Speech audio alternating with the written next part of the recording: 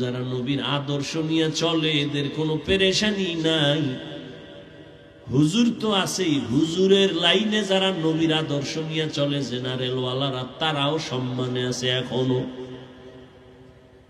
নবীজির চ্যালেঞ্জ দেওয়া সেই ১৫০০ বছর আগে যারা আমার কোরআন আর সুন্নতের আঁকড়ায় ধরবে তাদের ঈমানও যাবে না, সম্মানও যাবে না। ও আল্লাহর বান্দারা, আমার আল্লাহ ডাকতেছেন প্রতি রাতের গভীরে, বান্দা উঠো।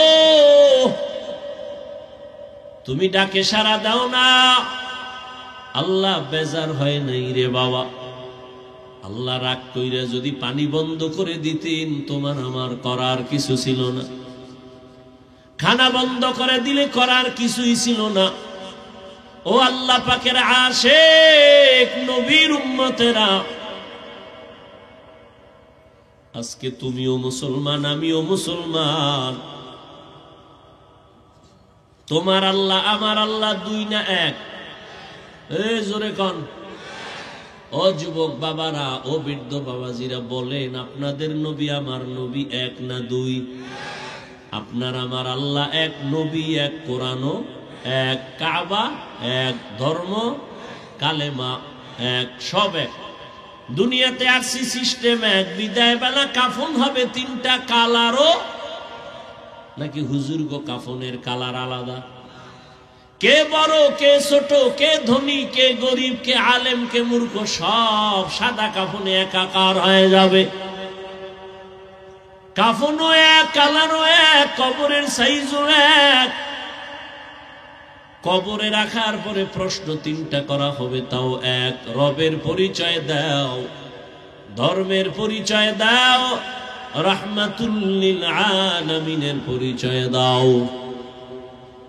এত বয়ান, এত বয়ান, দাওয়াত ও তাবলীগের বয়ান, পীর মাশায়েখের বয়ান, উলামায়ে কেরামের বয়ান, এরপরেও আপনারা কেন টুপি পরতে চান না আর আমি কেন টুপি ছাড়তে চাই না? আপনি দাড়ি রাখতে চান না, আমি দাড়ি কাটতে চাই না। আপনি নামাজ পড়তে চান না, আমি নামাজ ছাড়তে চাই না। কারণ কি? অথচ আপনিও মুসলমান, আমিও মুসলমান। আপনার আমার আল্লাহ এক, নবী এক, কোরআন এক, কাবা এক, ধর্ম এক, কালেমা এক, কবর এক, প্রশ্ন এক, কাফন এক, কালার এক। বুঝলাম না এত বয়ানের পরে কেন আপনারা নামাজ পড়তে চান না আর আমরা নামাজ ছাড়তে চাই না? কারণ কি? আপনারা কি সঠিক লাইনে আছেন, আমরা কি ভুলে আছি তাও বুঝি না। এ নিয়েও একটা চিন্তায় পড়ে গেলাম, না হয় এত বুঝানোর পরেও কেন নামাজ পড়বেন না?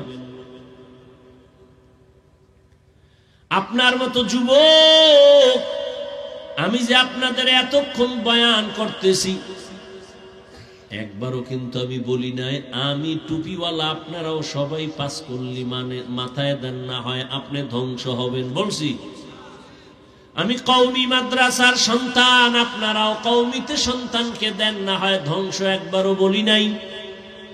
আমি তাবলীগের লাইনের সন্তান, আমি পীরের মুরিদ, আপনাকে বলি নাই যে তাবলীগে না গেলে, পীরের কাছে না গেলে জাহান্নামে যাবেন।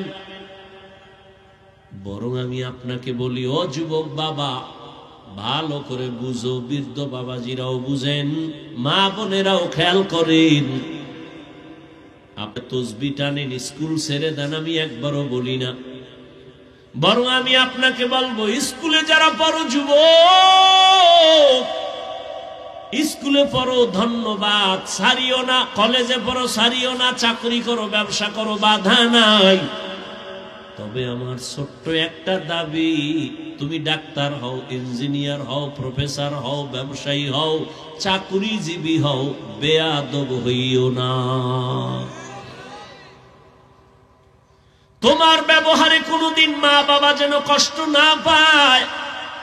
তোমার ব্যবহারে কখনো যেন মা বাবা কষ্ট না পায়, শিক্ষক কষ্ট না পায়, আলেম ওলামারা কষ্ট না পায়।